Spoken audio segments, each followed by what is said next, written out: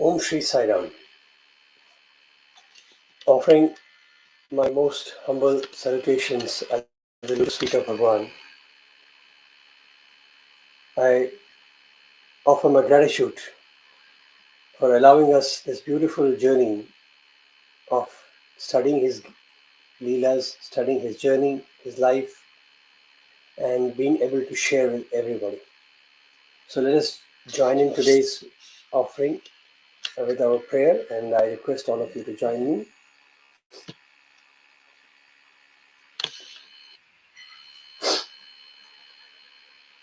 O Lord, take my love and let it flow in fullness of devotion to Thee.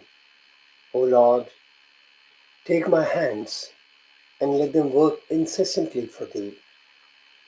O Lord, take my soul and let it be merged in one with Thee. O Lord, take my mind and thoughts and let them be in tune with Thee.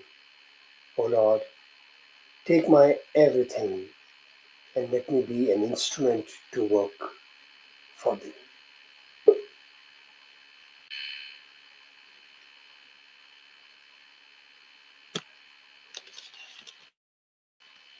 Om Shri Sai Ram. I apologize at the outset for missing out a couple of weeks. This journey has been really fulfilling and continues to shower great learning, great lessons. And I would like to confess that it has certainly changed a perspective of our life and living. The more deeper we go into it, a better glimpse, insight into the life of an avatar we get. And we are able to appreciate even better the boundless, infinite grace that Bhagwan Baba showered on all of us by giving us the opportunity to be next to him, get an opportunity to know him in person and enjoy the proximity. So continuing this journey of Sai Ram Katha, we have come to a stage wherein Mother Sita is abducted by Ravan and all the Vanar Sena, so to say, have been assigned to look for her. And everybody has gone in all the directions. And now Hanuman and his contingent has arrived on the shores of the ocean where they met Sampati, who guided them, who gave them a clear view of where Mother Sita was. And now Lord Hanuman is ready to leap. Let me invite my brother Ranganath Raju into the discussion and we can carry our story forward. Sai Ram Raju. Sai Ram, brother. Sai Ram. So Raju, we have been in that journey to whole Rama's story and where we saw Hanuman is ready to leap, so to say. And we saw that how Angad, on the behest of others, went to remind Hanuman that he should do that deed as he is the capable one. And that is the story where it stops. So just a recap, would you like to add something?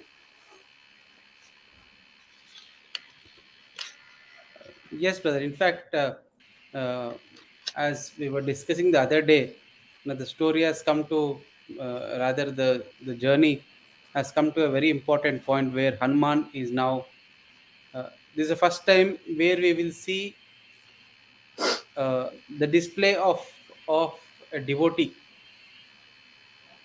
valor and glory, and where now uh, there is a point where Swami uh, talks about when Prashant Nilayam was being inaugurated. He said, "From now on, as much as you know my glory, this place will also will also witness many glorious lives of devotees. And so that is where I think we are at this story. Now Hanuman is going to leave, and it is here, from here, the character of Rama takes a completely different turn. Till now, he was being viewed as the son of Dasharatha, as the brother of Lakshmana, as the husband of Sita, and who has lost his wife, etc., and etc. But now Rama begins to get projected as the supreme lord. Now it is the first time where we begin to see that someone leaps and he says it is Ramanama, which actually allows me to jump. And there is a significant portion, a very important portion, where Swami beautifully writes that none of them are able to find a solution, and then they begin to talk of Rama's story. If you observe entire Ramayana, Ramkatha Rasavahini, this is the first time it gets mentioned that talking Rama's story, taking his name and talking about his glory allows you to go past your obstacles. So it's a definitive turn in the supposedly human character Ramachandra. Now he begins uh, to be visible as God incarnate, as God Himself.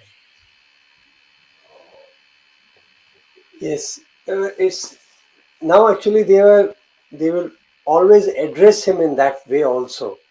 If you really notice the whole journey, they will Yes, start yes. addressing Ram and to everybody else from that perspective.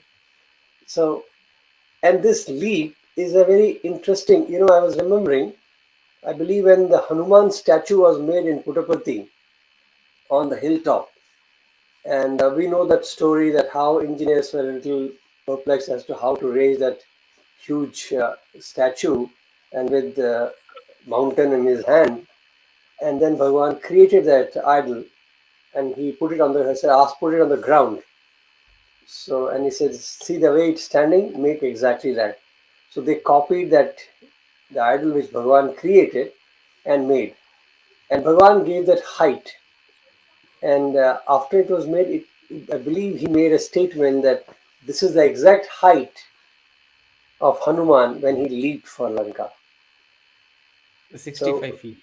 yeah, so it's very interesting that 665, that was a Hanuman had risen, like grown to that height to jump. Now this jump also is very interestingly described by Bhagwan. And as we have discussed it before, that Lord Hanuman, who was actually Brahmacharya because who was always in Brahma, always in Ram. So he literally had to be reminded of the roles he had to play, for everything. And which we know there is a story about he's getting cursed as a child for being naughty. But I always find it fascinating that his forgetfulness is for everything else in the world, not for Ram. He's Yes. always remembering Ram. So Angad had to go and remind him that, hey Lord, we all can jump to an extent, but you are the only capable person who can take this leap and do the needful. And In fact, then this is, Jambal, yes. Sorry yeah, to no butt problem, in. carry Is that on. this reminds me of a beautiful uh, experience of a very senior devotee. He happens to be from Andhra Pradesh, so his father was entering that early stage of dementia. He is that forgetfulness is increasing. It's growing day by day. So very worriedly, this senior devotee comes to Swami. He had personally told me that he comes to Swami, has been like doing sadhana for 8 to 9 days to get Swami's attention. And one day Swami stops in front of him, takes the letter, and he says, "Why are you so sad?" And he says, "Swami, my father is growing forgetful day by day."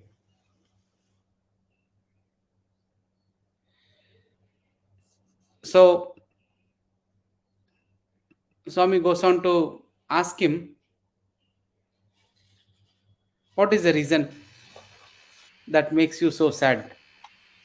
Says, "Swami, my father is growing so forgetful." Swami says, "So?" Says, "Swami, he is forgetting the world." Then Swami asks him, "Does he remember me?" Yes, Swami, strangely, he only remembers you.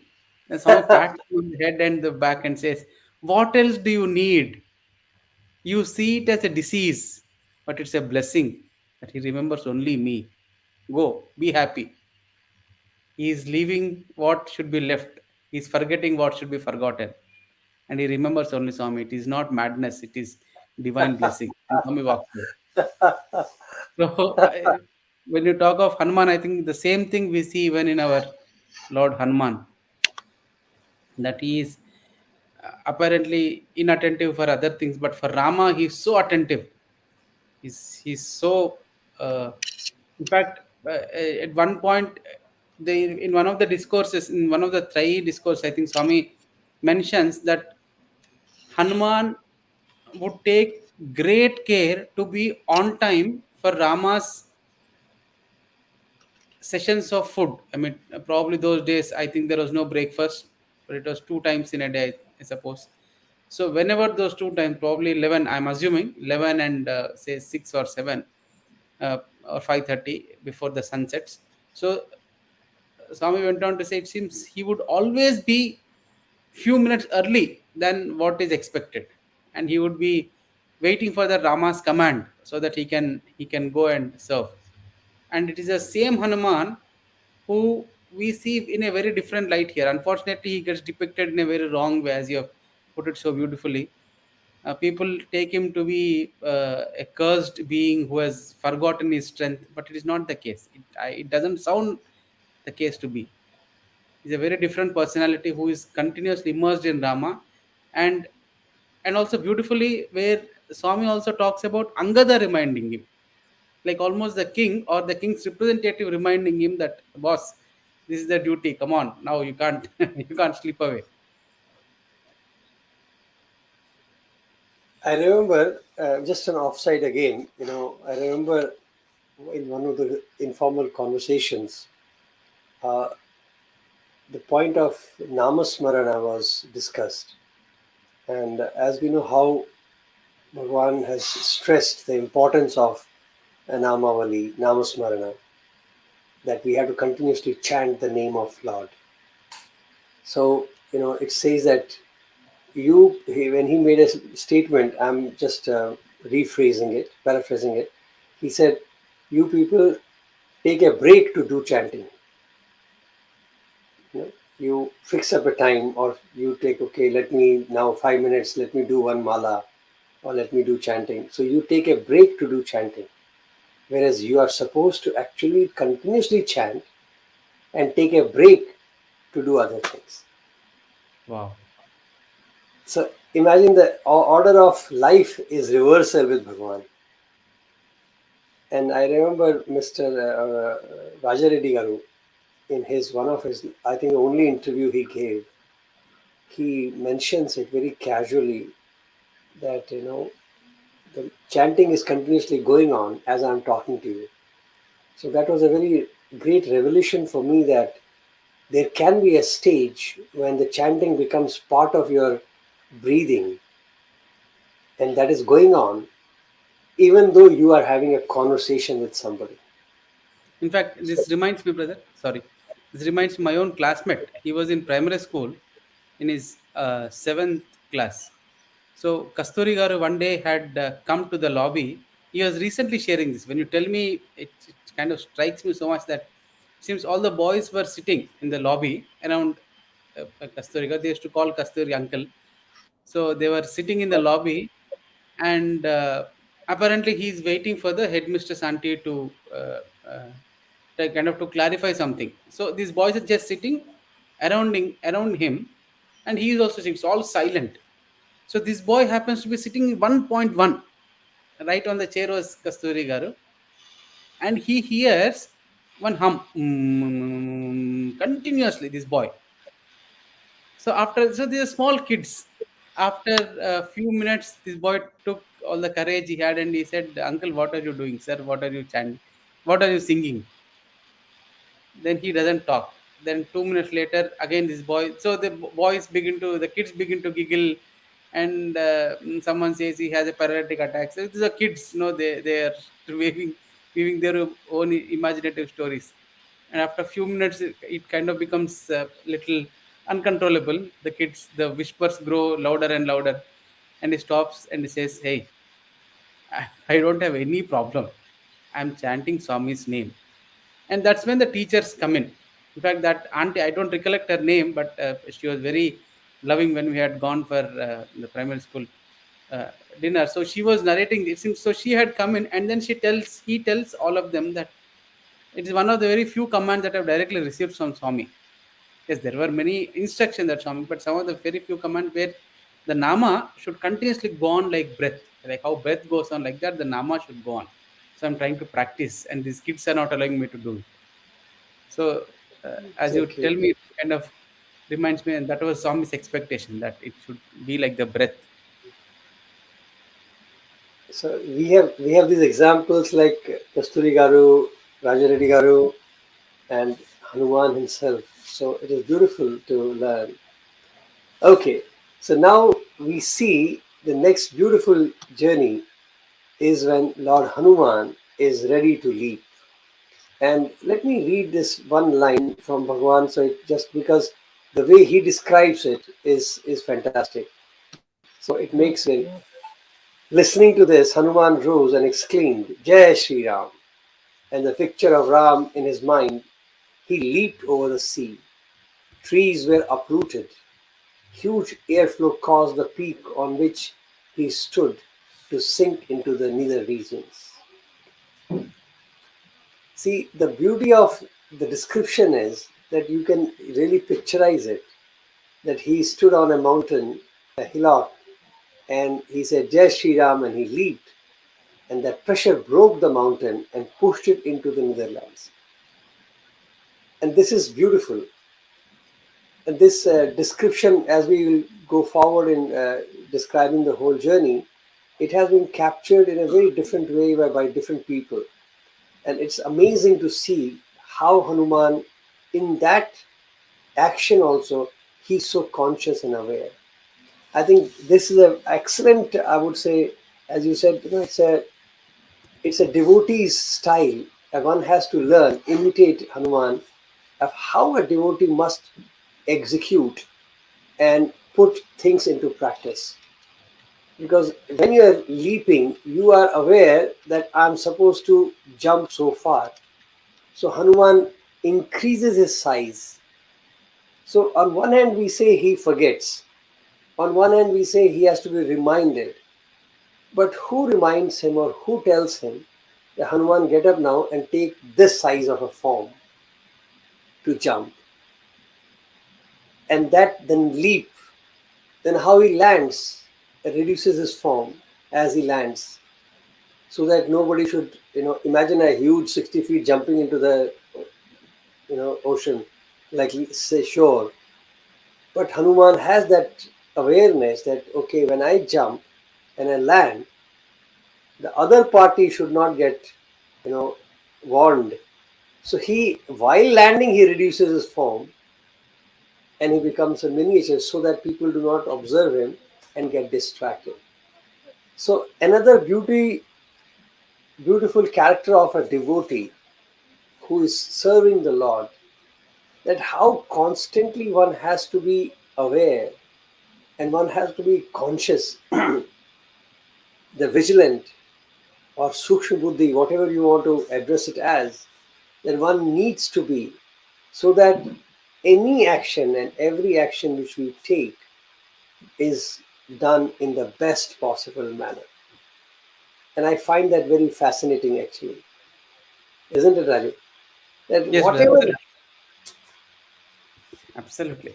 In fact, the way in which he jumps is also, as Swami describes in one of the poems. It is not just the leap of Hanuman, the monkey, but it's actually the leap of, probably from here the word comes, the leap of faith. The faith is now taking a very different turn. The expression of it is itself is changing. I mean, here is Hanuman, a mere Vanara, who is now determined to cross the ocean, to jump across the ocean. It sounds very esoteric when we discuss. But you stand on the shore of an ocean and then you say this. Now get onto a mountain and you say that I am going to jump across the ocean. Then you see the magnan the extent, the greatness of this decision. What a leap of literal faith it was, that he and it was his whole aim, the whole faith. All that he had was only the name of Rama. What an amount of faith that he would have had, that he says, yes, I can do it and I will do it. He grows in size and then he jumps. And and very strangely, as another researcher points out, these were the times when, uh, why is it actually Hanuman is being shown as the person or the entity jumping? So these were the times when there were pushpaka vimanas, so there were flights that Ravana had used. But very strangely, we don't find any means of transportation on water. Why is it? And Okay. probably there are no fishes. I mean, there are no boats. We see a small boat where Rama was ferried across the river Ganges by the boatman, by Guha's person. But we don't see big steamers. Probably the massive boats to take men across the seas. Or was it that the technology was not mastered? It may not be the case. So that's where, very poetically, also there were, unlike the current times, the oceans appear to be far more dangerous those times. I mean, there were beasts, and that's what we will see when Hanuman leaps across. So it was not conducive for human to travel on the surface of the water, unlike these days, where apparently oceans have mellowed in a lot, and all those beasts are the beings are kind of killed. The oceans were cleansed of them, and we see Hanuman. Probably that is the only way, and that's why Ravana was so confident that nobody can ever cross the ocean and come. So we see the ocean infested with lot of magical creatures, with lot of m- mountains that could move across. We will come to that story. I'm sure as we Yeah, yeah. discuss. Now, next is that, yes. Yes, Okay, as you brought it in, let us bring in our new character, the Mainak Parvat. The Mainak Parvat story is very interesting, and it is a very beautifully described, even in Purans and in Ramayana and everywhere. That was the era when mountains had wings, when uh, when mountains could fly, and there was a time when they say, as it's described, that let Raju come and he can go through that thing. So there were many mountains, as you can see. There were Mahendra, Malaya, Himalaya, Vindhya, Mandar, Meru, and Menang. So the they are Menang was supposed to be the son of Himalaya, and he there is a relationship of these mountains in that manner. And there was once when they were in the flying kind of an age. So, Raju, you want to tell the story of how they were wings were chopped off and the reason? yes, hello, Yeah, very audible. Carry on.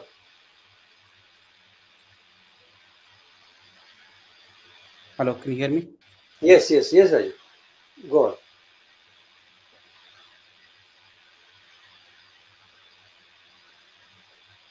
Yes, Raju. Oh, sorry. So I'm sorry. I was just lost in the connection. There is some problem here. So as you're saying, so those were the age of the mountains flying across the. Apparently, some of the research that is being done, even in the current researchers, they suggest that mountains were, yeah, we very poetically we say that they had wings, but they were very unstable, and they could uh, they could change places, is what is also being now claimed, because of wind or because of whatever reasons. Yeah, So the as the story story, goes, yeah, mythology. Please carry on. Hmm. yes, as the story goes, so our all these mountains had wings, and they were creating a lot of problem to the denizens of earth. And so it was sprayed, and then Lord Indra begins to chop their wings through the through his Vajrayuda. And our Mainak is the one who escapes. He escapes by hiding in the sea. So he jumps into the ocean, and then and he's Yeah, also, they yes, mention that the wind god, wind god. Vayudev, helps him So to when he escape. jumps into the ocean, it kind of becomes a challenging task for him to cross. So he has to be in the mid. He has to be at that point of the ocean where the depth is it's very deep, so that it actually can hold that mountain. So first when he jumps into the ocean, he actually is his peaks are seen and he's helpless. Now at any time, the army of Indra would come and attack. So he prays, he seeks help from wind god. That's when he leaps, wind god pushes him, Vayu, and that's how he goes and falls in a place where the depth is uh, adequate for him to hold his entire mass submerged in the ocean. And that's how he is grateful to the wind god for saving his life that time. So that's where this gratitude is now coming back. Coming back.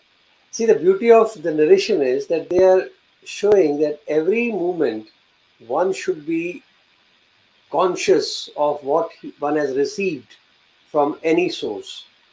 And at every best opportunity, one should be willing and eager to offer the gratitude or show the gratitude. So, Bhagwan also beautifully mentions that sea was delighted to observe this. So, it is like the nature itself is getting excited that Ramakajya or the task of Ram is happening, and everybody wanted to become part of it, become one with that whole journey. So here the sea is getting ready to help Hanuman, and the mountain which is hiding, Minank, which is hiding in the ocean, he feels now my time has come to repay wind god, because Hanuman is Vayuputra, the son of wind.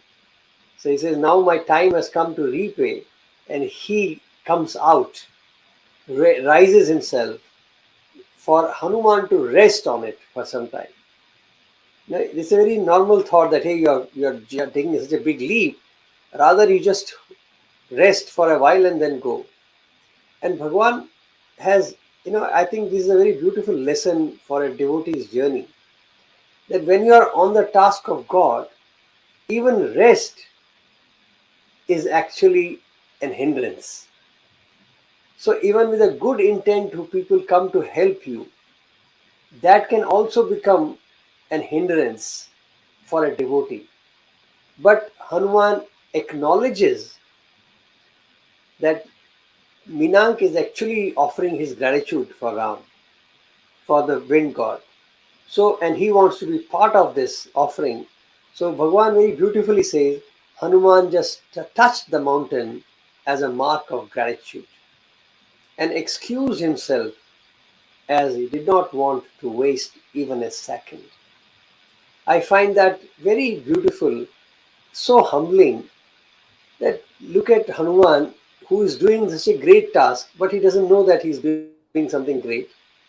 But at the same time, he's also having that humility and the maturity to acknowledge that yes, mountain, you wanted to join, so I'm acknowledging you, but I can't wait. So imagine a leap and then touching the mountain and continuing the jump. So it is like a highest form of, I would say, martial arts in which you can leap and touch the water and continue the leap. And here he does that so beautifully. And that's how the Minak Parvat is described by Bhagavan. Raju, you want to add Yes, something? in fact, I remember one of our student brothers was sent to Bombay to give vibhuti to one of the senior devotee who is suffering, who is having some health issues. So this particular brother's house happened to be just two houses away from this particular devotee's house. So I remember Swami describing that evening in Trai, where this particular brother of ours goes straight from Trai to airport in Bombay, goes to the devotee's house. He gives that vibhuti, again comes back to airport, comes back to Trai, and is reporting to Swami that Swami, I have done this. And Swami, that's when Swami says, even I remember this very clearly. He says, even that time, Hanuman at least chose to touch Mainak Parvat. But now this boy has not even looked at his house, which is just next two houses away from devotee's house. And says, and I remember our Anil Kumar says saying, Swami, that was Ramachandra, now it is Sai Rama. Uh, and some said, no, no, even Hanuman, what Hanuman did was not ordinary. And then Swami gave an explanation about Hanuman's journey. But and Swami kept this incident kind of Swami kept quoting in many of the instances about this particular brother. And he said, see, that is the attention that you have to pay when you are on God's work. And it's also very symbolic. Whether should we discuss the symbolism of these three obstructions that come in the journey No, now, or should we we'll go? do it at the end. We'll do it at the Yes, end. yes. So Yeah. now, as even as also this Mainak Parvat, when he comes up, he seeks he seeks as a rest place for Hanuman. He says, at least you wait for some time and then you go. And Hanuman, on the other hand, touches him and then he flies away. Now, there is a Telugu, very beautiful Telugu verse which kind of goes. It seems Mainak, he was so happy that at least he is touched by the work of the God that he begins to cry. And the ocean, the waves, the ocean sends its waves, or rather its hands, to wipe away those tears. So that was the uh, love that these objects had for for Rama or for Hanuman. I mean, like I remember that instance where Swami was narrating the hardship that he had faced as Rama and also as Swami in Bhajan Hall, and then those were the stone walls, and the one of our senior brothers, his trousers was getting wet, so he was wondering as to where it is coming from. He looks back, he's quite uncomfortable. Then he noticed other boy who is also leaning onto the wall. He is also kind of jittery. So Swami notices and says, "Are you feeling wet?" He says, "Yes, Swami, some of water." They're not able to express it well. Swami says the stones. So this mountain is nothing but a pile of stones. Even the stones are crying. Even they pine to to be part of God's mission. And that's what we see even in Mainak. I mean, it is not one of an incident. Yes, we apparently it might appear like one mountain came up and but if you look at the same pattern, we see another mountain which was carried by Hanuman, and uh, and after the Sanjeevani for Lakshmana was taken out, he simply throws it away. He cries, and that mountain cries that, why are you throwing me away? I mean, please help me. Another time, and he blesses. Another time there's another mountain which was lifted, and it was not fitting well into the bridge, so it was again thrown away. So that even while flying away that ocean, that uh, mountain cries that, please make me a part in Rama, please make me part in your mission. And Rama says, don't worry, I may not be used now, but I'll use you some other time. That's the mountain that gets lifted in as Govardhan Giri in Krishna's avatar.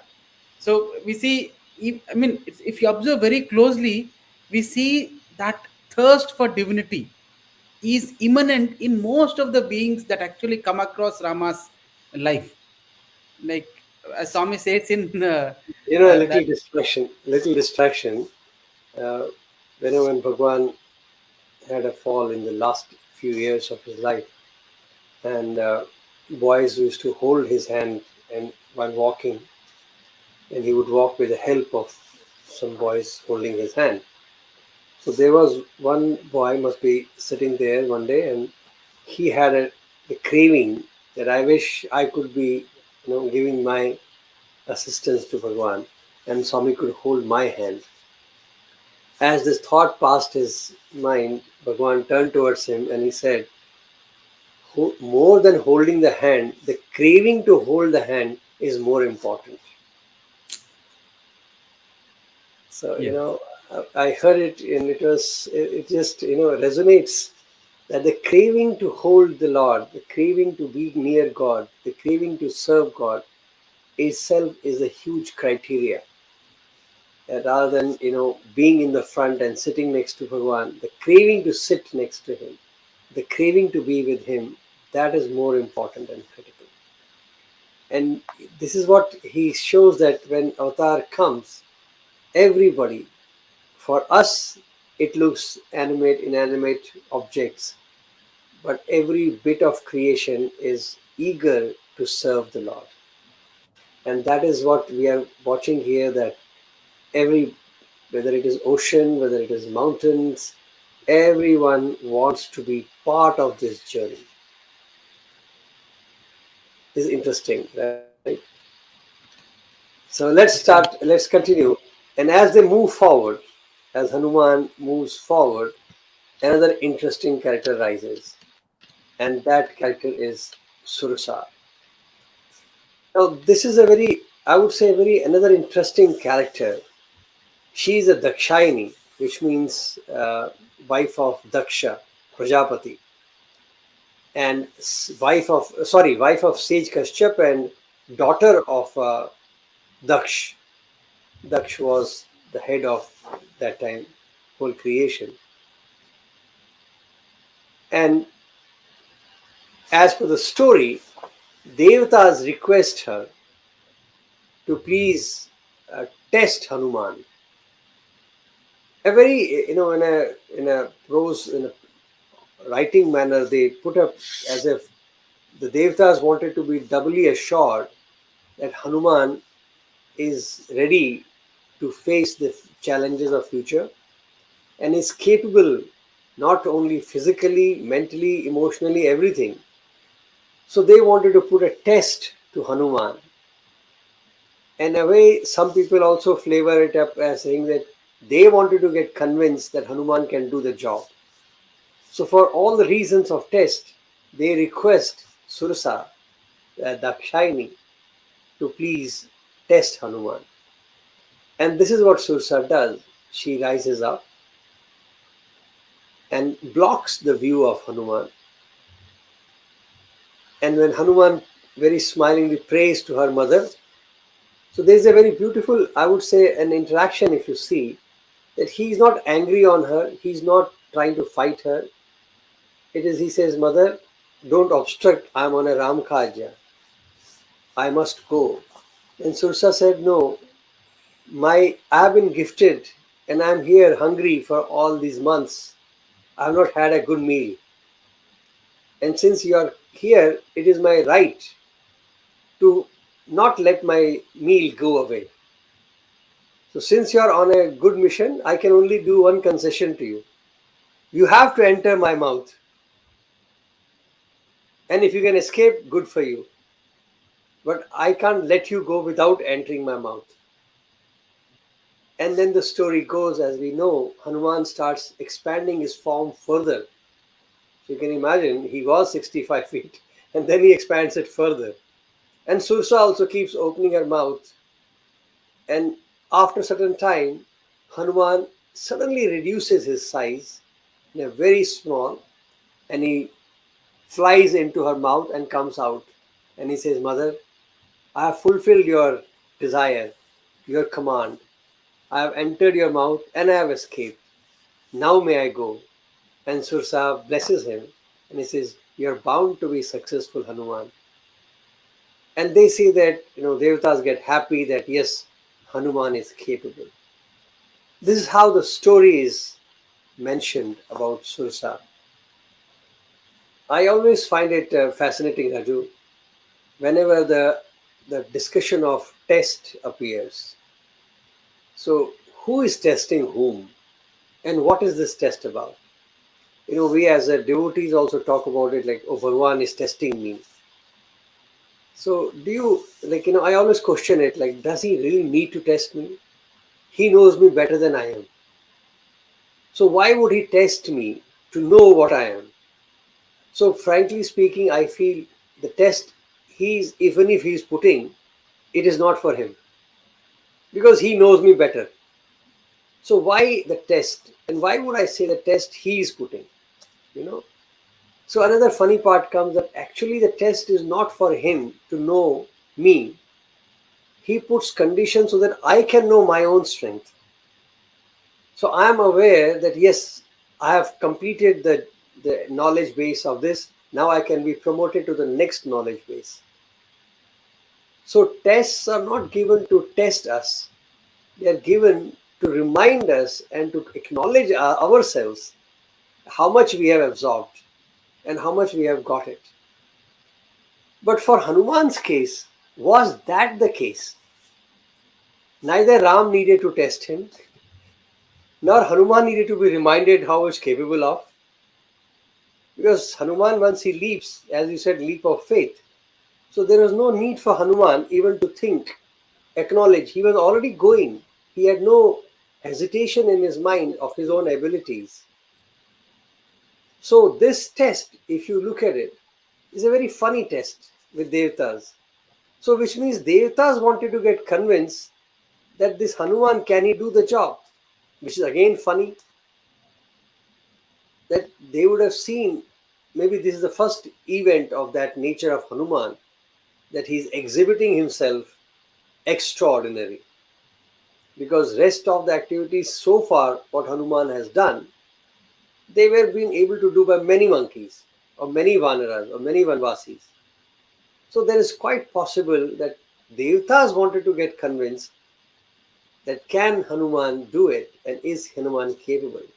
So it also reminds me of Bhagwan's style, that he puts a person in that situation not for himself, not for the person, but for the world to know the caliber of his devotee, the caliber of his student.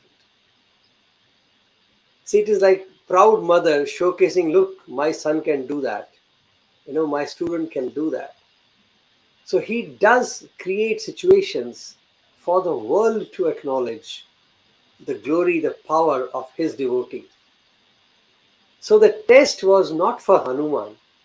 So many times, if devotees feel tested by God, and if we are in a real devotion mode, then first of all, the devotee himself or herself would not feel the test.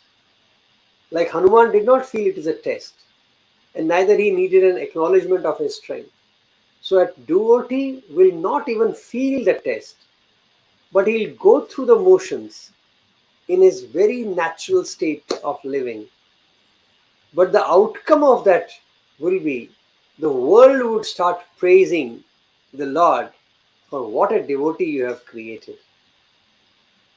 So this is a very beautiful, I find explanation that every act of Ram, every act of his devotees is glorifying the devotee and the Lord, and wherein the devotee is totally unaware, like unconcerned about the glories which have been bestowed on him. So Devatas may throw flowers at Hanuman and say, wow, Hanuman, you have exhibited acumen, you have exhibited intelligence, you have exhibited strength. But for Hanuman, it was a cakewalk. And he never even realized, he never cared for tests. For him, it was very clean that Surasa is a Dakshayani, and she has, as a serpental nature, it's her right to eat. So he is just going through the motions. What do you think, Raju? Yes, brother. Yes, it's symbolical. It also has a very deep, as you explained so beautifully. Uh, this Hanuman growing so big and then growing so small, Surasa opening her entire mouth in proportion to Hanuman's height is so symbolically philosophical. Yeah, maybe we will get once we finish the other Simhika, other Debna Simhika, who comes and Yeah. obstructs Hanuman's way. So, as you said, the third element that comes after escaping Surasa is this uh, demoness. Here, Swami uses the word ogress, Yes. and it's if you also look at the usage of the words, the intensity of the words that Swami uses. One is a mountain, and it's like an it is used to convey the the object, and then it becomes a serpent. and then it becomes an ogress. And it is where each time Hanuman, one time Hanuman, accordingly Hanuman's reaction also changes. First time Hanuman very gratefully, benevolently kind of touches Mainaka. Now second time he prays, he uses his yukti to uh, surpass or to escape our Surasa. And now Simhika, when Simhika comes, he's an ogress. Hanuman uses a brute force. It obstructs. It had such a strange power that it actually could withhold an object with the shadow of the object. As the shadow of Hanuman was falling on the waters, so this Simika holds the shadow and it pulls down Hanuman himself. Because of the shadow, Hanuman, who was flying up in the air, comes down crashing apparently, and then he faces the Simika, and with one pommel of the hand, Simika falls dead, and Hanuman flies away. That's how Swami. No, there's Yes, a brother. very yeah. The beauty of explanation of Bhagwan is that, yeah, as you rightly pointed out, the three characters have been defined in a very different way, and how Hanuman interacts with them. Simhika is an ogress, so it is like a more towards the demon side, and how they have described it is exactly like uh, Shurpnakha in that context. That she is smothered, she is in awe of Hanuman, the beauty of Hanuman, the handsomeness of Hanuman. And in that, when she catches him, there is a lustful feeling in Samhika. And Bhagwan even mentions that very sweetly, that Hanuman looks at her and acknowledges her inner feelings, the lustful feeling. And hence, Hanuman's reaction to Samhika is like that. He does not waste time. See, it is very beautiful that there is no wastage of time, there is no discussion. Hanuman just kills her. It is finished because you have on the way to God. There should be no negative and least about lust. So the moment the Simhika, the ogress, which catches the shadow of a people, shadow is like, your reflections. Even that reflection she is smothered by. It is an absolute amazing analogy of how a human mind and how like the temptations can attack you. So they don't even need to catch you fully. The temptations can catch even a small bit like this. If a small window hole is also open, a polluted air can come inside. So one has to be so careful about moving in the life of spirituality, that even a small deviation, even a shadow can be impacted. And through shadow, the world can catch you. And Hanuman, being Hanuman, it is very beautiful that the moment he acknowledges that this Simhika is just waste of time, he kills. So if you look at the three responses are very different. And so Simhika is destroyed. Now let us get back, as we were telling, the three aspects.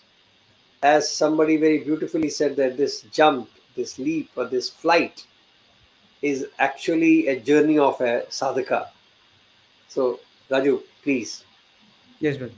So, in fact, as you had said, this journey is actually the journey of a sadhaka. If you look at the way in which, in the beginning, Swami describes Hanuman as embodiment of dhairya or courage, and all of them chant Rama's name, and that's after that the leap happens. So, when the sadhaka, and what does he leap over? He leaps over the waters, endless waters of the ocean.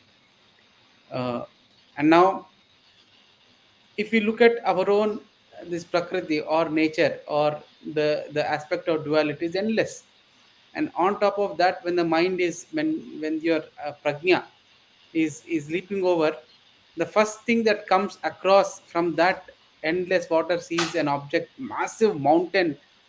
So there are three objects that come in, and Swami in various discourses, Swami beautifully points out that there are three things that object the journey of a sadhaka. That is, or rather, they don't object, but they can become obstructions if not used well. One is the aspect of chitta, mala, the aspect of chitta.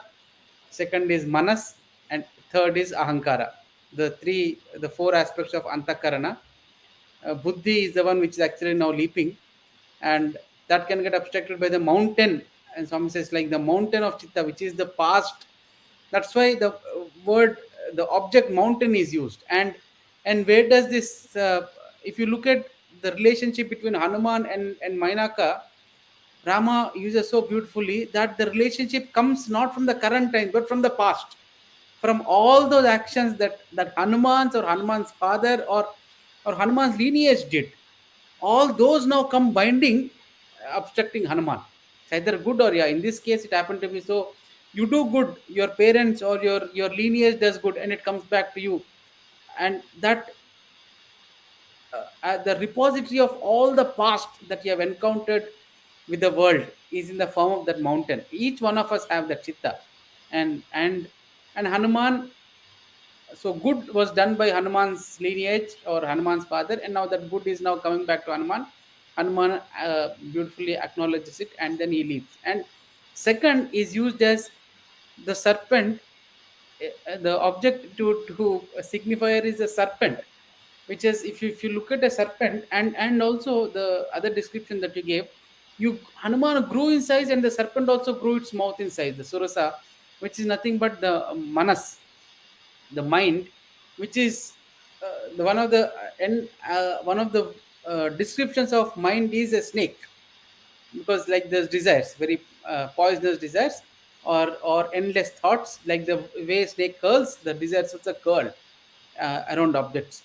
So that's how the Surasa becomes very symbolic, and you try to win over. So there's a beautiful description which I had actually used in one of the recent speeches in, and Swami quotes in a discourse. He says, "How do you control mind? The only way to control mind is sadhana." He says, if you so we had gone to one of the last year, one of the vacations, and we saw the massive. We wanted to go on the elephant ride. So when we went one evening, it was raining. It was drizzling. Sorry, one morning it was drizzling. They said, "Sir, it's dangerous for the elephant, so you come next day." So we went the next day, and it was drizzling still. But this time we noticed that they unchained the elephants, and they made them walk on the trail. Like all the 12 or 13 elephants were just taken along that route. So I asked him, there were no passengers on top of the elephant. So I asked him, why is it that you're doing this? I mean, yesterday you said it was raining, today also it's raining, but now today you take the elephant on a walk. He said, "Sir, the mahout who is sitting on top of the elephant is so minuscule that it is almost impossible for the maho to control the elephant. He's nothing. He's just a minor element in front of elephant's power. But the only way he controls the elephant is not through his power, but we train elephant. Elephant has to gets trained that every day 9 o'clock I have to walk. Now, if it gets a sense that I can take an off whenever it rains, it will not listen to the mahot. So that's why we are making it work. So the only way to overcome, and Swami in discourse, Swami says, only way to overcome the antics of the mind is sadhana. Or other way he says, use yukti and bhakti, and which Hanuman, we don't see this first part of sadhana because there's no time here. But Hanuman, on the other hand, uses yukti and bhakti. He grows and he makes that Simhika also grow, and suddenly he kind of crunches his form to a minuscule level, and he comes out, which is yukti. And he says, I am going on Ramakarya, he chants Rama's name and comes out, bhakti. So that's how manas is also one. And the last one, the usage of ogress, the symbolic usage, and which catches the shadow, which is nothing but our the misguided, rather, as Swami says in discourse, the shadow of the self, the misguided identity, the mistaken identity of our individuality. That is nothing but ahankara. I am so and so. That idea of myself, that idea of Rangnath Raju, idea of Abhimanyu, idea of so and so, idea of so, that limited individuality. We think we are only this, which also means we are not that. That's how that Upanishad verse also comes. Purnamidam Purnamadam. You are also full. It is also full. But since we are not aware that we are not full, so we keep seeking. We want, and through that kama sanjayate krodha. Through that habit of wanting comes all other arshad varga, which is a very different topic. But and the only way to kill this is the only way to overcome is to kill it. You There is no other way you can actually overcome. Swami says the only way that you can overcome ahankara is to have that darshan. In Jnanavahini, Swami writes the darshana of the supreme self is the only way to overcome this. Uh, See, when you talk about I think. sadhana of Hanuman, I would say that uh, Hanuman has done sadhana all his life, and that has resulted in his constant oneness with the Ram. So it's only after sadhana that Hanuman is able to have the yukti and bhakti. So the culmination we are seeing, but we are not seeing the effort behind the culmination. So Hanuman has not wasted even a second. He has been in continuous sadhana. And now what the world is witnessing is the outcome of it in the form of bhakti and yukti. So very nice. Raju, there is another perspective to look at this whole journey, and that is also very beautiful in a way that they explain that this whole journey is the journey of oneness. How an independent soul becomes one with the Lord. So when you start the journey, the first obstacle which every sadhaka will get is a spiritual obstacle. The goodness itself becomes the shackles. The goodness itself becomes the pain.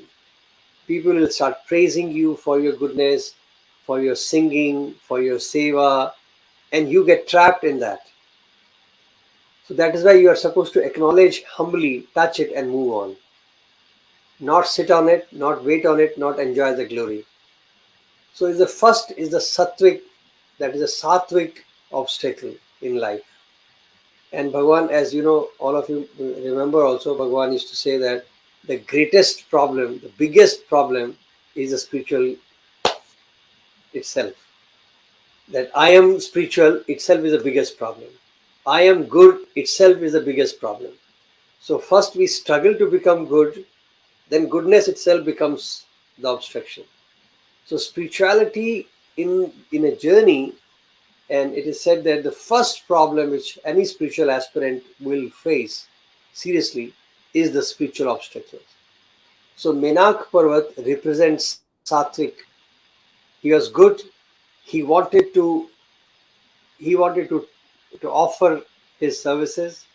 He wanted to be part of the offering, but that his intentions were also an obstruction to Hanuman's journey. So one has to understand that the first obstacle which somebody would get on the path is sattvic obstructions. And then look at Surasa. She was she was she knew exactly that Hanuman is on the right track, but she was coaxed into go and test him. So which means that is a rajsik in which you are thinking that I am doing some favor by putting obstructions. So Rajasic people, they put obstruction in the thinking that I am doing good, I am testing Hanuman, or I am offering something. So they are putting obstructions knowingly, but they think in their heart that they are doing the service for the mission, not realizing that obstruction is an obstruction. But there are people, there are situations which are put, which are brought in, which are presented as a problem. It's like, inviting problems because we believe in our heart of heart that that is how we want to serve the Lord. So Surasa, with all her good intentions of testing Hanuman, she creates a problem. Devatas who were in favor of Ram and his mission, they created problem, thinking that that is the only way to, find solution. So that becomes a Rajasic problem. So first you face Sattvic and then you face Rajasic. So Sursa represented the Rajasic element of obstructions. And then comes Simhika. She represents Tamas. Then ultimately the Tamas which drags you down, it catches even an iota, even if it is your shadow, it will catch your shadow also and pull you down. And for Tamasic, Hanuman has taught the way, as you rightly presented, that there is no other way to fight tamasic obstructions than to kill it.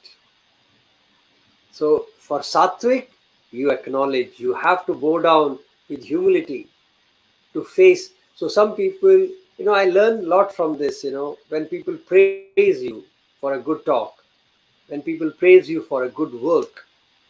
So many people they don't know how to handle praises. So they try to obstruct people, don't praise me. Whereas they are doing their job. So as sattvic, that's what I learned from Hanuman, is that when the sattvic acknowledgements are coming, we have to remind that these are also obstructions. So only thing I can do is to remind myself that that praise is for him, not for me. But they are obstructions to me. So I bow down in humility, acknowledge, and move on to handle sattvic problem. When we find Rajasic people who are obstructing because they think they are helping by bringing problems, by creating doubts, by creating objections in the way. If anybody wants to venture into a let's event, let's do homam, there will be 10 people to tell you why you should not do that. You plan out an event and there will be 100 people who will tell you, Raju, why that event is may not succeed. But you need a person who can help you and say that, okay, even if we have difficulties, how can we surpass? But people who are giving obstructions, they are not giving obstructions to hinder you. They think that by creating obstructions or by giving you scenarios of obstructions, they are doing their service. So that becomes a Rajasic obstructions. And Hanuman taught that also. To Rajasic, you have to use your yukti. You cannot fight with them and you cannot be humble with them. You have to be yukti, you have to be intelligent with them. So their mental strength is required when you are dealing with rajasic obstructions on your path. And then comes the third, which is totally dragging you down. It comes to stop you, it is intended to obstruct. And the moment you understand that they are not helping, they don't have any intentions of support. Their obstructions are meant to obstruct, their obstructions are meant to hinder. And thus, those are called tamasic. And the only way to handle tamasic is kill it. So, humility, yukti, and kill. So, the beautiful journey.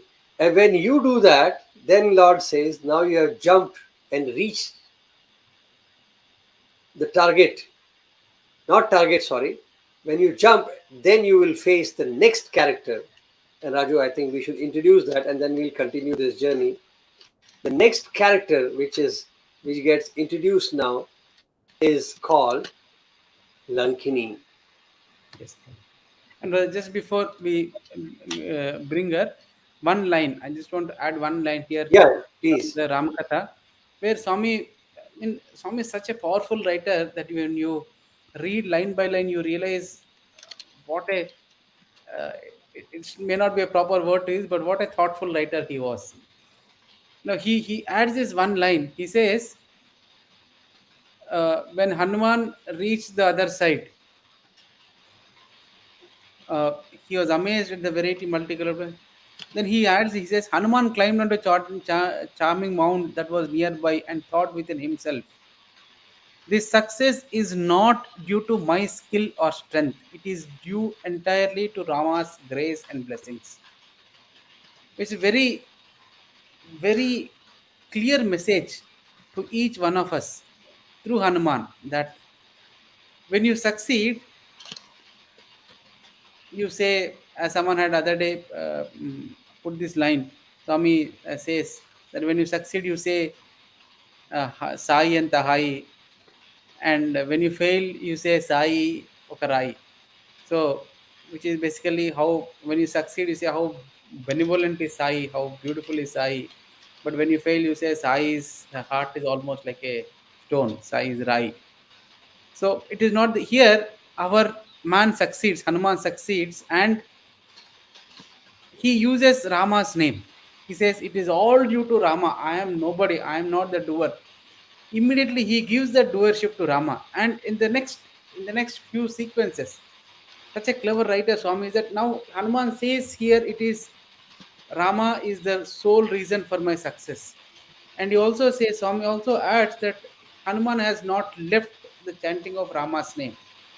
Now, when this Lankini comes in, another after overcoming Lankini, Swami adds one more line, which talks of a similar character of Hanuman, where Hanuman is abused, Hanuman is threatened, Hanuman was challenged, and yet Swami says Hanuman continued to hold on to Rama's name.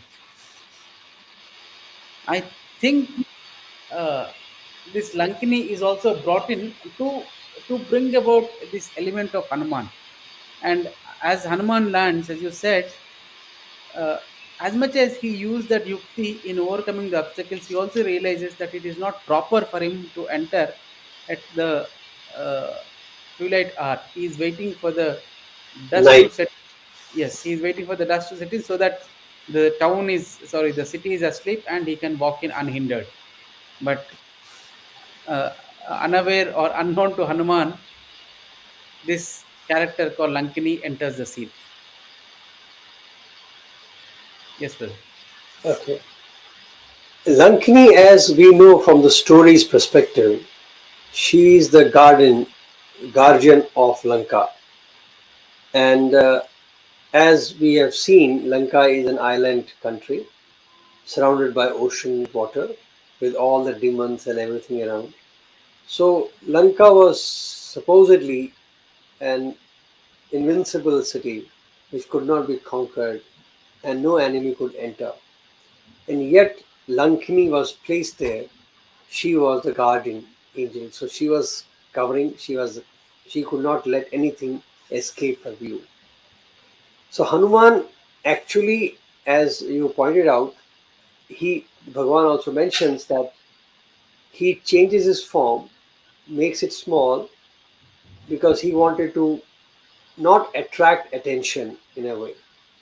But Lankini is so sharp and vigilant, she catches him. So Hanuman can't pass.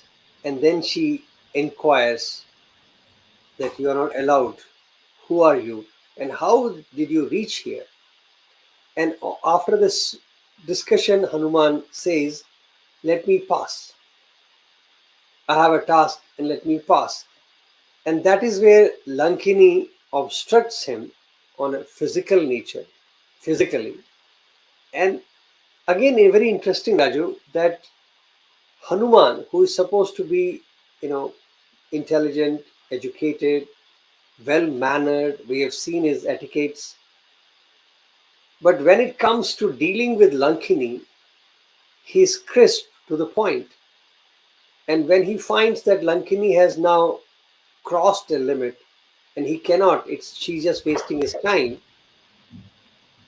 and she attacks him, he fights back and he punches. And one punch and Lankini loses her state for some time. Because Hanuman is so focused to get to know Sita, to find mother, that he is not interested in anything which will obstruct his path and his movement. So there, when Lankini starts to obstruct him, he punches her, and it's very interesting. And the moment he punches her, Lankini falls, and she's kind of, for a moment, she is dazed. And she says, "Oh my God, now I recall the prophecies which was done." And she reminds of the prophecy that Lord Brahma had given a boon to Ravan for this invincible city. But he had also warned him that a time would come when a Vanara would come to Lanka, and he will have a mission from his master. And she narrates it quickly, and he says, and he will punch the guard of Lanka, Lankini, myself. And when that day happens, know that that is the decline. That is the beginning of the decline of Lanka. And while Lankini is saying all of this in awe that now somebody has come, and she recalls that, Hanuman, totally unconcerned of what she's saying, he just walks inside. And I find that very fascinating. How Hanuman doesn't even stop to acknowledge her, nothing. One punch, and she's dazed, she's speaking all of that, and Hanuman is thinking, looking, where should I go? That pause which Hanuman did in front of her probably was not even to listen to her or to acknowledge what happened. He was maybe thinking, like, which direction should I walk now? And he continues, and that is what Bhagavan says. While Lankini was speaking, Hanuman continues to walk, totally unaware, unconcerned about what she is talking. So you can imagine, even if you have conquered your enemy, even if the enemy is like praising you, your focus towards the goal is so strong that you don't even care to acknowledge. And that was encounter with Lankini. Yes, Raju. Yes, brother. In fact, as you have narrated, Swami says in that second line, he says, Hanuman entered Lanka repeating Rama Rama with every breath. So it's a there he lands. He attributes that success to Rama. Here he is challenged. He is kind of insulted. Yes, with a one stroke of his strength, he kind of brushes away Lankini aside. But in spite of that, he does not lose the focus on Rama. And another interesting aspect, brother, of Swami's writing is the first few words that Swami uses to describe Lanka. No, it in a very short and crisp manner. Through Hanuman's eyes, Swami explains what is actually wrong with Lanka. He uses this, if I have to read the paragraph, he says, seeing the uniquely grand houses, the attractive gardens, the long wide streets, etc. in Lanka, Hanuman was moved with wonder and doubt whether it was a replica of heaven itself. Wherever one cast an eye, one saw well built Demon soldiers parading the streets. Demon women famed for their skill and powers to assume whatever form they wanted, were indulging in licentious sports. Divine women, female serpents, female celestial musicians, and human damsels enslaved by Ravana were pining and wailing in the palaces, awaiting the day of release. If we look at, and also Hanuman concluded that it would not be wise to move. If you look at the description of Swami's writing, first it starts with, he starts with the he says, is it a god, is it heaven itself? That's the doubt that first comes in Hanuman's. I mean, look at the way Swami construct those sentences. He says, is it a heaven itself? And then Swami very tactfully he plants the reasons in the reader's mind as to why it is not heaven, but why it is actually hell parading itself as heaven. On the outer appearance, it is so beautiful. As Swami, the second sentence goes as, wherever one cast an eye, one saw well built demon soldiers parading the streets. There are soldiers. Then the demon women, licentious sports. I mean, it is open that the description is all about appearance, it is all about bodies, it's all about external beauties, it is all about brute force. Why should Swami use this description of women having licentious sports? Why should Swami tell the reader that wherever Hanuman sees, he sees the human damsels, celestial musicians enslaved by Ravana, pining and wailing in their palaces? Outside the palaces were beautiful, but in those palaces were people prisoners. They were actually wailing. And Hanuman, through Hanuman's eyes, Swami sends a subtle and strong warning to each one of us. Are we now when we look at our and this is what strikes me whenever we land in those many of the beautiful cities that we have built. I mean, at a external level, from a distance, you stand like Hanuman and you look at the skylines. They look beautiful, amazing, awe-inspiring. But it is up to each one of us to inquire: are we building Lankas or are we building Ayodhyas? Is it all about external beauty, or do the denizens of those palaces, of those skyscrapers, do they really need to be happy, or what? Is a question that's actually left to our minds to analyze. I think Swami is such a powerful writer that he uses is such a small paragraphs, but he conveys the idea of what needs to be conveyed as to what actually Lanka in reality is. And amidst that description, amidst those apparently immoral uh, activities, he says, amidst those, he finds one temple like structure which had the name written called Hari, which actually is the guiding light for Hanuman. And Hanuman is wondering. So another beautiful thing that comes upon in Swami's writing, also in Ramakatha Rasavayani, as Swami describes, is the characters. They go on a search everywhere. It's not only here. They go on a search. They face an obstacle, and now you have a choice whether you give your mind to the suffering that is coming out of that obstacle, or the challenges or the fear that is coming out of an obstacle, or you give your mind to the glory and the compassion of the God of the Lord. Now, when you give your mind to the obstruction that are caused by that challenge, you tend to get sucked away. So that's what happened, for example, with Sampati. That's what happened with various other characters. But when you give your mind to the glory of the Lord, to His compassion, to His magnanimity, suddenly, out of the blue, solutions start opening up. New windows open up, new doors open up, new ways get laid. So they were on the shores of the ocean. They don't know what to do, and out of the blue comes this old man, old bird called Sampati, and gives a completely new direction, which changes their entire course of events. And there in the forest, apparently Lakshmana was thinking, how should Rama be fed, and then he prays to Rama, and that's when Shabari comes in, and then she gives a new direction. And same happens with Sugriva. Now we see the same thing happening even with Lanka. Ra- Hanuman enters Lanka, and right at the doorstep, he encounters this demoness. He punches her, and he steps in. And Swami says, "Now Hanuman." Before that line, the line before that was Swami says, "Hanuman enters Lanka with every breath as Rama's name."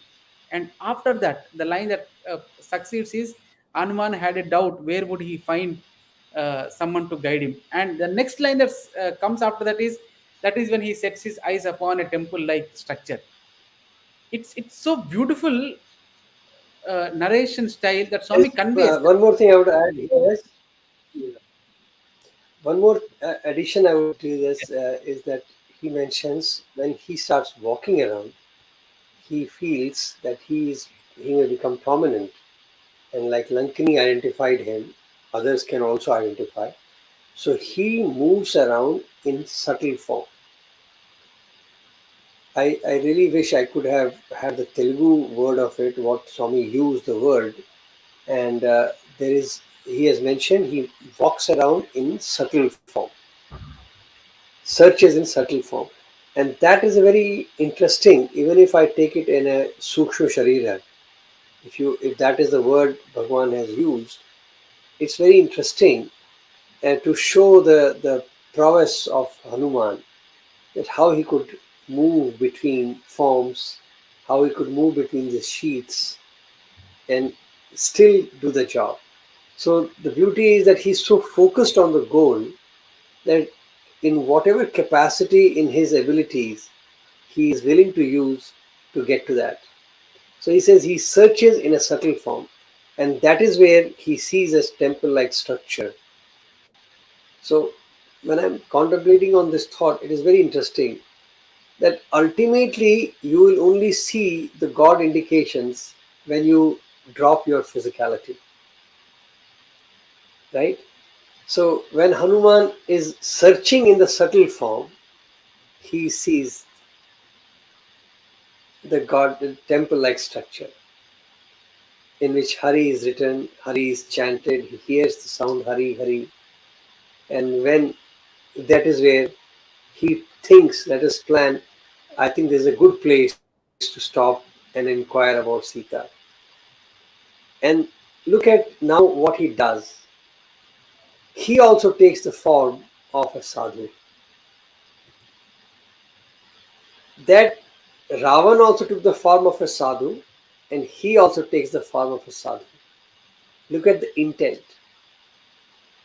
And I was recently going through some documents, and in which Bhagwan, somebody asked Swami, that Bhagwan, why was Ravan's abduction considered to be Mahapap, a ghor papa, which cannot be forgiven? Just because he abducted Sita, that can be called as pap, that he has sinned. But to calling it a Mahapap, ghor pap, that there is something which cannot be forgiven. Like what? Why is that so? In that era, when as a demon, abduction was part of their nature. They would abduct to eat and they would abduct to do whatever. So the point is that yes, they are doing wrong. So it can be called as papa, sin. But why ghor papa? That ashamya papa it is. Why? Then it seems the explanation came that because to do that, he took the form of a Brahman.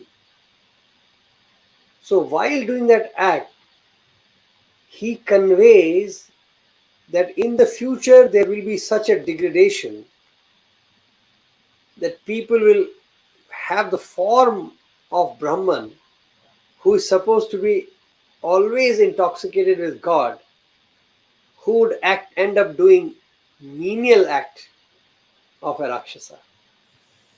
Because he did an act in the form of a Brahman, thereby not only insulting that form, but leading into the future where the decline could happen in this way. There are people in the orchid robe, in the Brahmin shape, would be conducting in the most unrespectful manner.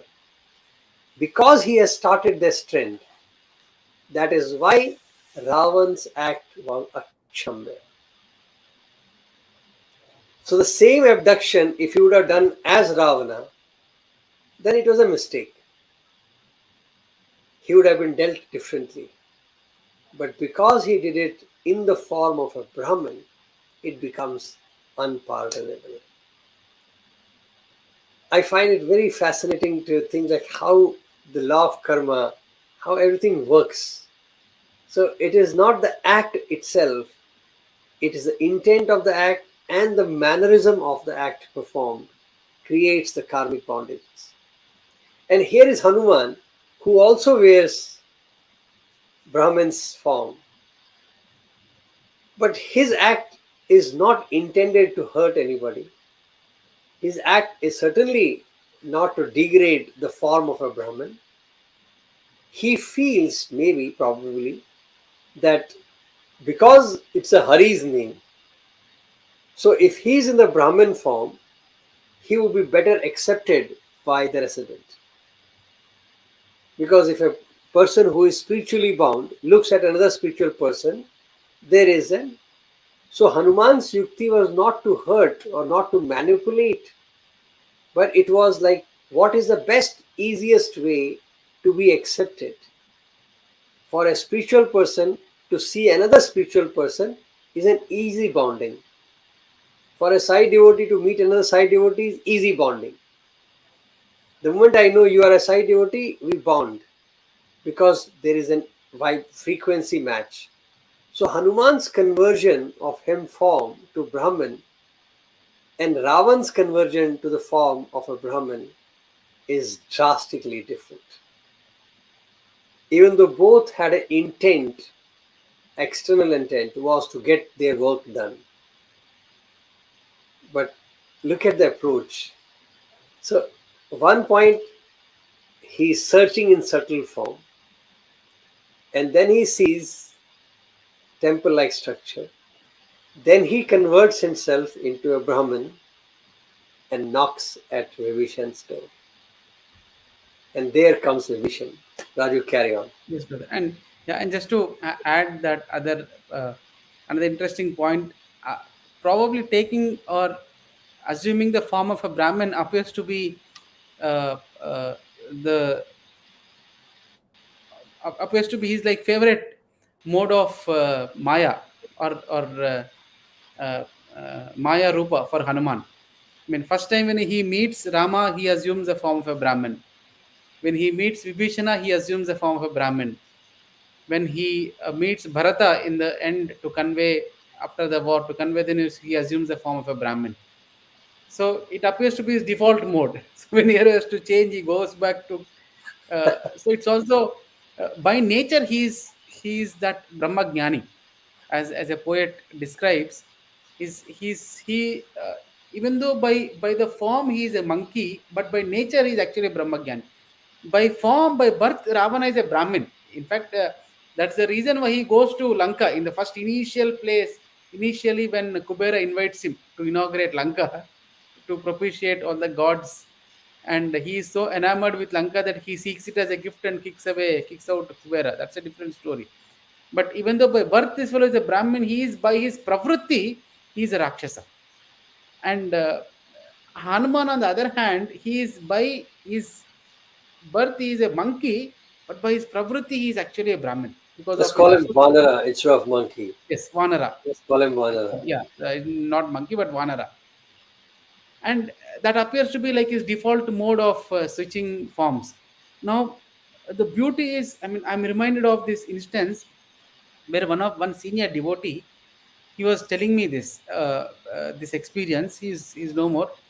So it seems he had gone once to a place on Swami's instruction, to a different city on Swami's instruction. Now he is wondering, where will I find guidance, or where will I find people to guide me further to whatever he has to go and communicate some important news to a certain individual.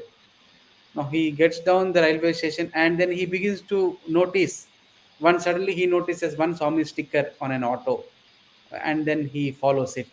And then he meets someone. Then he goes to their place, their hotel, and in that hotel he sees Swami's photo, and the conversation happens. And eventually he ends up meeting the particular person whom Swami had instructed him to meet. So he meets him, comes back. Now when he comes back, he's telling Swami that Swami, it is your grace that I could find him in time and convey this news. Swami stops him and says, "But I have been guiding you all the time.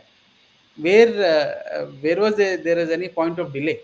And he says, "Where, Swami?" He says, "You remember that photograph on that auto, in that hotel, in that meeting room?" He says, "Oh, yes, you have been there always." Swami tells him, "Yes, I have been always guiding you."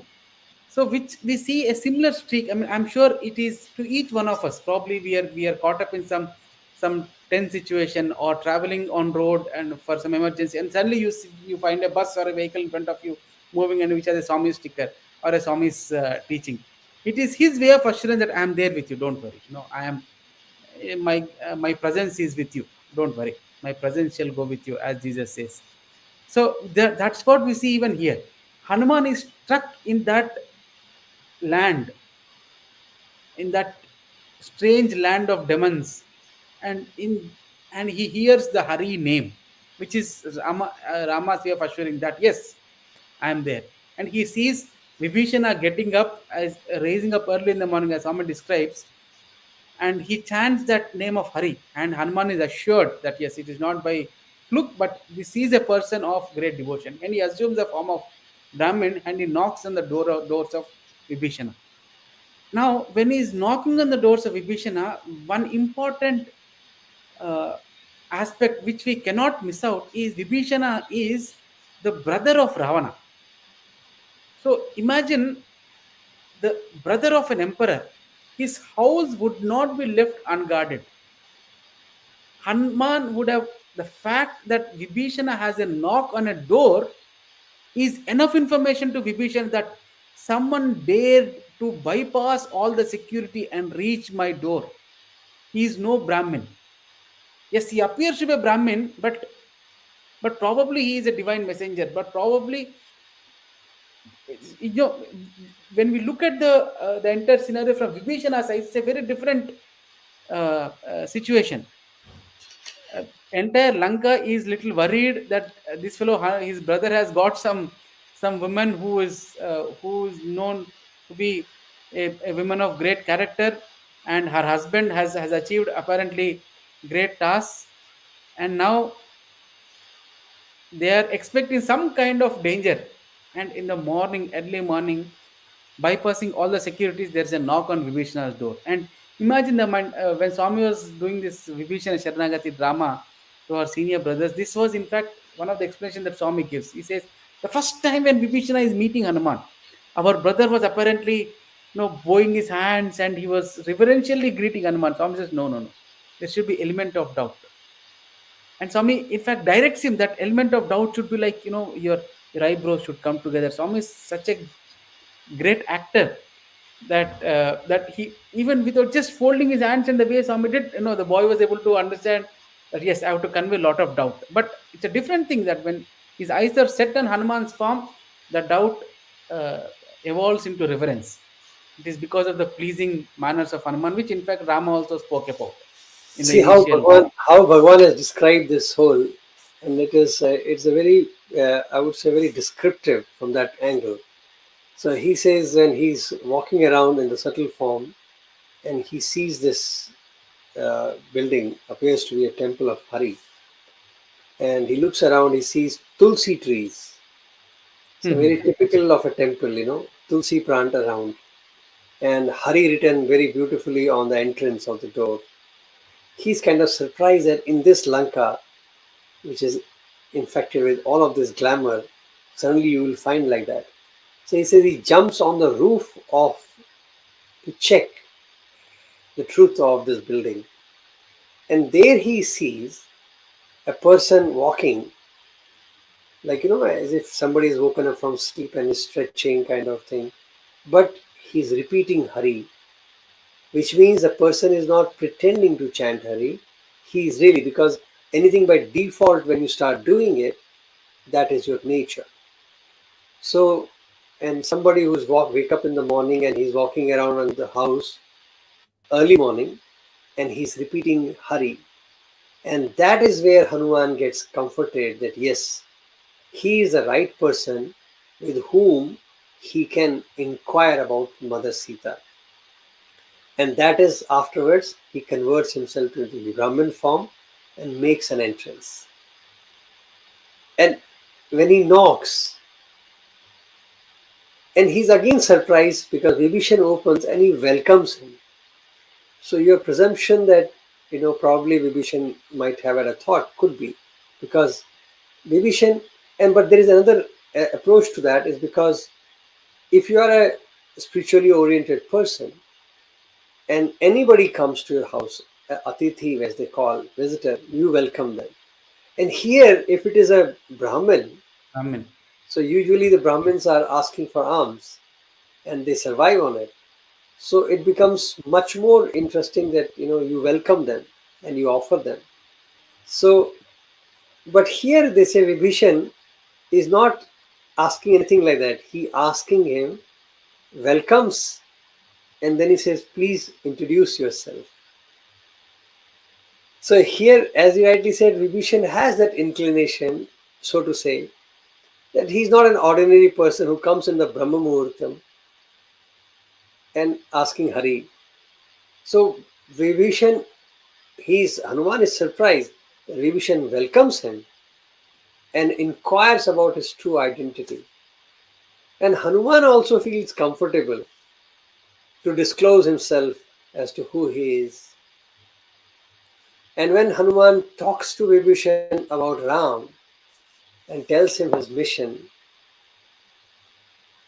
the explanation is that Vibhishan is in devotion because he has heard about Ram from his sister. And from that day onwards, Vibhishan has been craving that Ram I should see him once. What if he's really my Hari? So when Hanuman is talking to him about Ram from that perspective, the whole devotion of Vibhishan is like a catalyst. The devotion of Vibhishan is in the peak, and he starts feeling it and starts talking about Ram. And now Vibhishan, there's an interesting factor.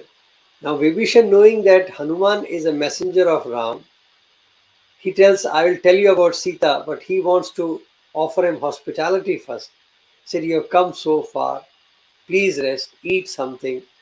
But Hanuman is totally in the excitement to know about Mother Sita. Yes, So, yes, brother. yeah, Sorry to interrupt. But what fascinates me is this one aspect. There is that old photograph of Swami speaking Kurukshetra. I'm sure you must have seen it, and there are like lakhs of people, and Swami is the dark, dark and white photo, black and white photo.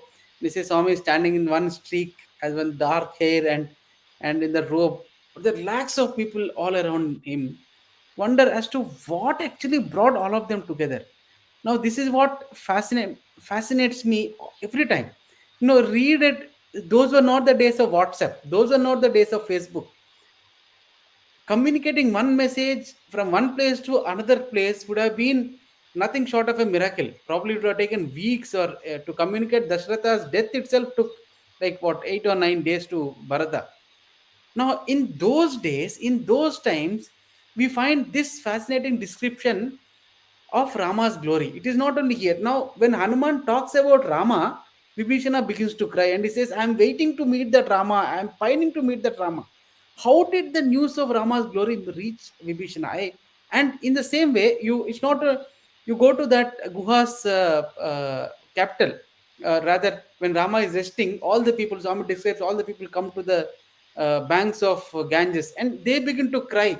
They begin to pray to Rama. All of them look at Rama and they admire Rama and they begin to talk in with high reverence about Rama and his greatness. On the peak of Rishamukha, the sages and their disciples, they also come. Then they praise Rama. How did Rama's glory reach to the nook and corner of the lands? I really don't know, but this seems to be a pattern everywhere.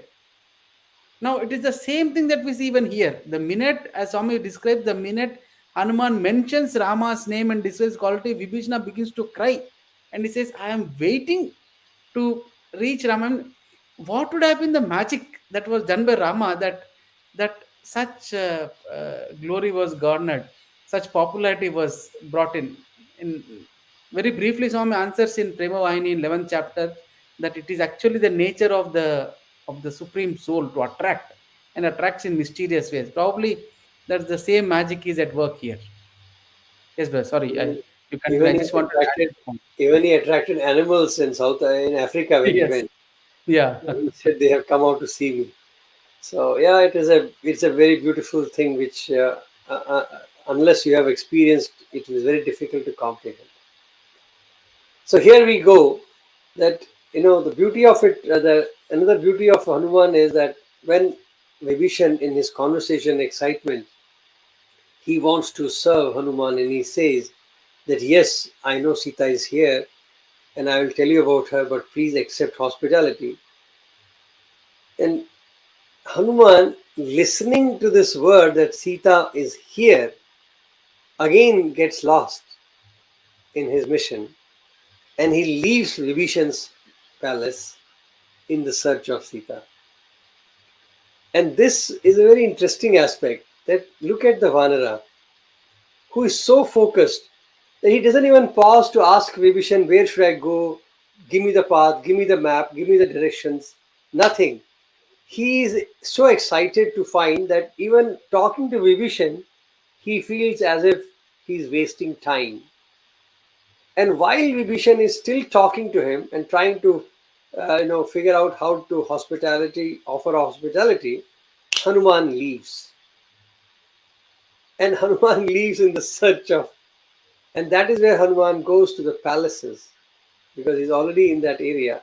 He enters Yes, the and palace. but before that, interesting conversation before that was Vibhishana tells Hanuman that that do I really have all the virtues to become dear to Rama?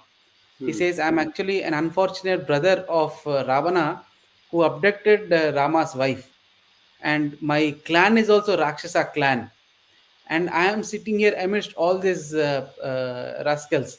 So, do I have the enough uh, deservedness to be Ramas? And that's where uh, I think if you look at all these characters, Rama, yes, to in one angle, Vibhishana is being used to convey an important direction to Hanuman, but in the same instance, Hanuman was being used to cleanse Vibhishana of his doubts and to be reminded and to remind him of his responsibilities.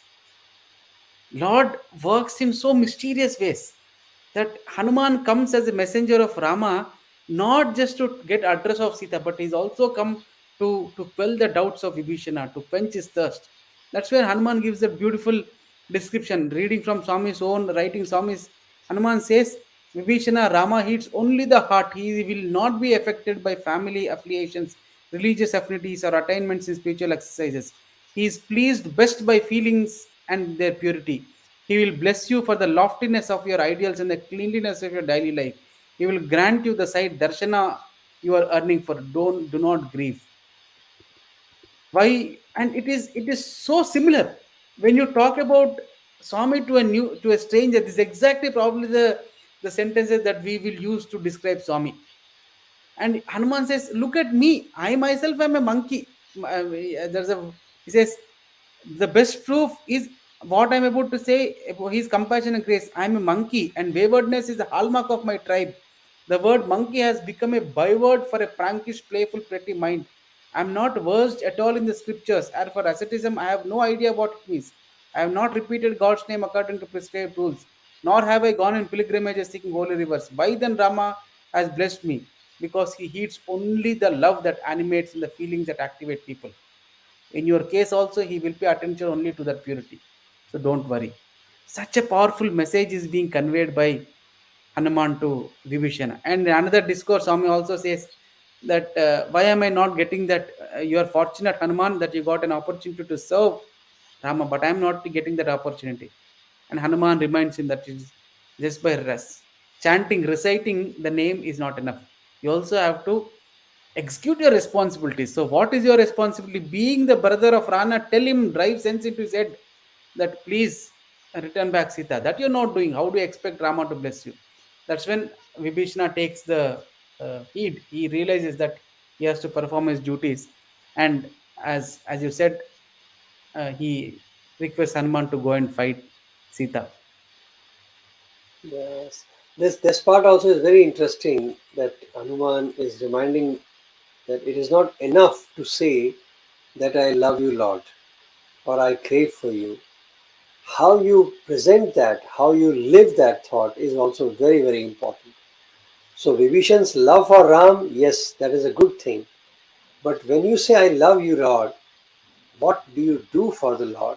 That is more important. So Hanuman just remind him.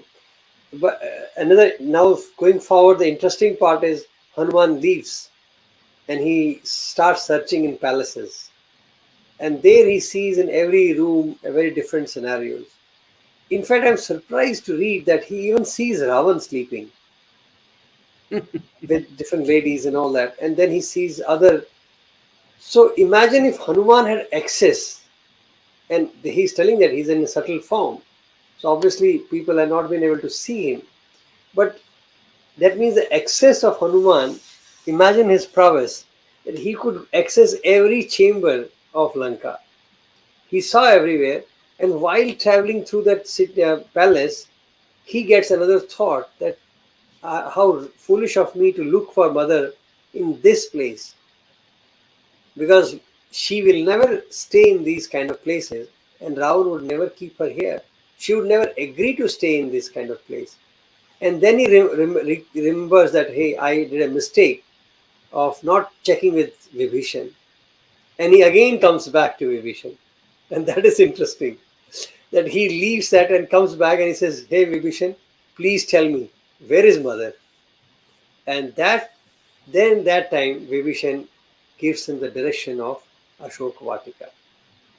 Vatika is a garden. Ashoka is because it is filled of the trees, Ashoka trees. And so that whole area, Vibhishan informs him that Mother Sita is there. And the beauty is Vibhishan's wife and his daughter, they both are in the service of Mother Sita. So in a way, if you look at it, Vibhishan has started his process. Even though on his personal terms, he might not have raised voice to Ravan till then, but from his as a devotee, his wife and daughter were already in the service of Mother Sita. So it's a very beautiful description of how Vibhishan guides him towards Vatika. And then they say that Hanuman takes a smaller form, a diminutive size, and he reaches Ashok Vatika. And there he sees a lady under a tree. See, it is a very beautiful thing, when you know that you're looking for somebody, you have a picture in the mind. That's why in the palaces, when he was traveling, he found that no, mother cannot stay here because the image of Mother Sita, who has been abducted, who's separated from her husband, cannot stay in except to stay in this way. But when he goes to Ashok Vatika and he sees a lady sitting under the tree who is looking weak and worn as if she has not eaten for days, there's an acknowledgement that yes, that could be Mother Sita. And he goes closer to watch and observes that how other Rakshasas are guarding her and they are threatening. All that is happening and he's watching it. And there is another very beautiful story which uh, mentioned in Ramayana that when Hanuman watches these Rakshasis, they are scolding Sita or they are trying to abuse her. A devotee Hanuman wakes up and he is about to pounce on and intervene where I'm forgetting the name of Vibhishan's wife and daughter. They intervene. Trijata and Surama. Uh, Trijata and Sarama. Sarama, yes. Trijata intervenes and stops the Rakshasi and says, "Don't talk to her like that." So Hanuman pauses and says, "Lord, I thought that I'm here, I must protect mother, but you already have people around." So, that's also a humility of a devotee that at every act he naturally acknowledges the hand of Lord. He never takes even the that credit that I should have served Lord. And he's acknowledging and enjoying that Lord, I thought that I should support Sita and I should help her. And here you already put, and look at who you have put. You have put even the Rakshasi head itself to protect her. So on one hand, the Rakshasas are torturing her, and you have put Rakshasi head only on top of them to control. And he's enjoying, and at that is time when Ravan makes an entrance. So, Raju, as time is also coming to a close, so we will not jump into Ravan because that Yes. itself is a very beautiful introduction. So let us talk here and share your thoughts in this aspect of Hanuman. When Hanuman has not even started meeting Sita, he is just watching, and now he has found mother. Yes, but in fact, the point that Hanuman searches, if you go back to the paragraph that Swami describes, Hanuman searches all the mansions and he could not find Sita. So he he has this despair. He says, how can I go back to Rama without completing my mission, meeting Sita and consoling her? Far better to drown in the sea. Alas, my life is wasted. Fie upon it, he said to himself. That very instant, he saw a beautiful garden, trim and green, shining in the distance. I mean, again, this kind of becomes very evident that we had this song in our student days. I'm sure it is sung even today. When I slip, when I fall, lend me your hand. When I stay far away, bring me back again. Baba Sahib. We see the same pattern even here. Hanuman is clueless as to whom he should meet. Suddenly he sees the temple of Vibhishana, of Hari, which is worshipped by Vibhishana. Hanuman is clueless. He is in all despair what he should do. And suddenly there he sees this beautiful garden. So we see that it actually it's a pattern across Ramayana. It's not only here, across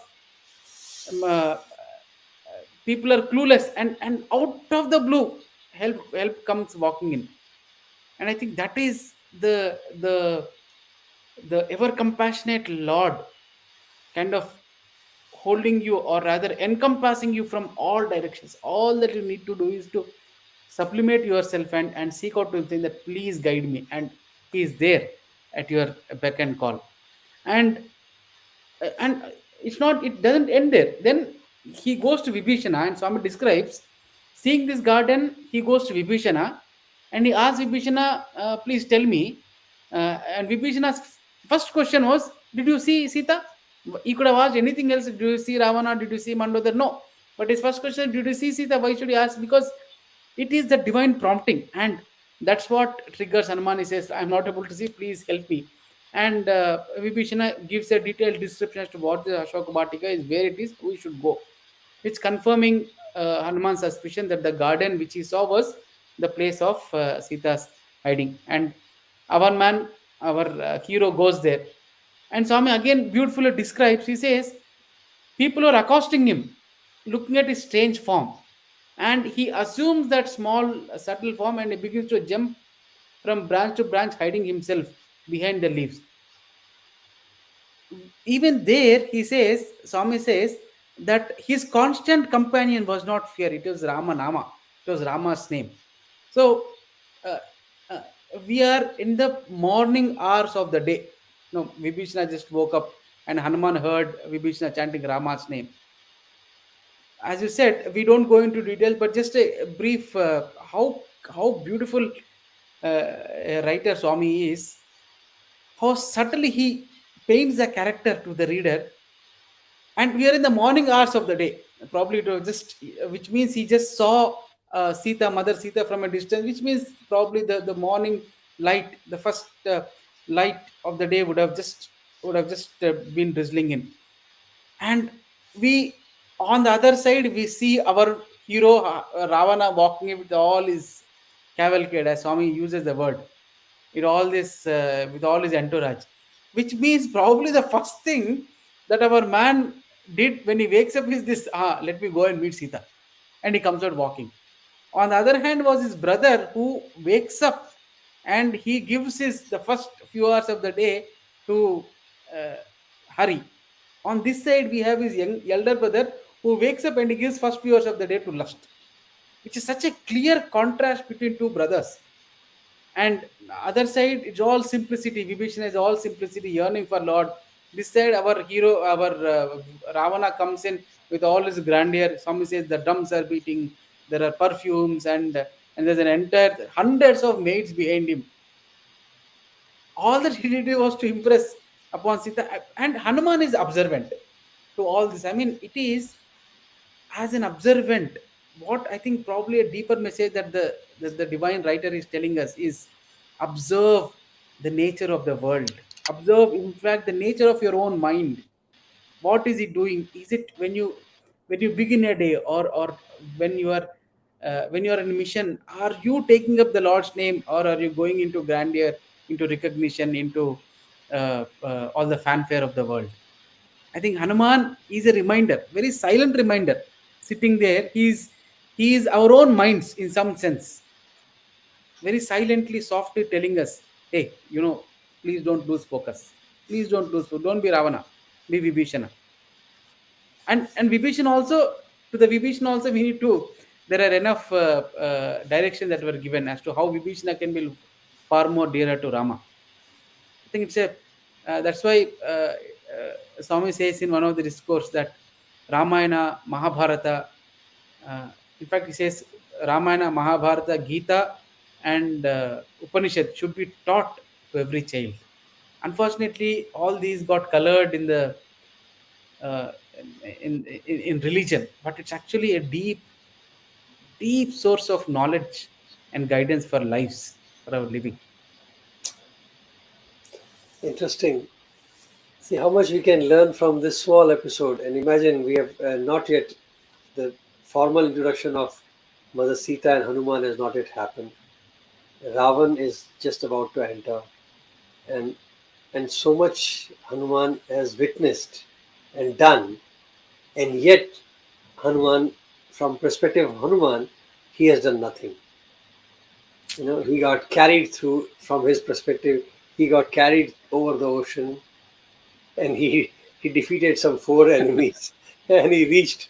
So for him, he has done nothing, and it's the glory of Ram which has carried him through. So it's an amazing journey, and let us pray that we'll continue this. And now we look at the adventure of how Trijata, the daughter of Vibhishan, describes her dream, and then how Hanuman introduces himself to Mother Sita, and how Sita responds to Hanuman.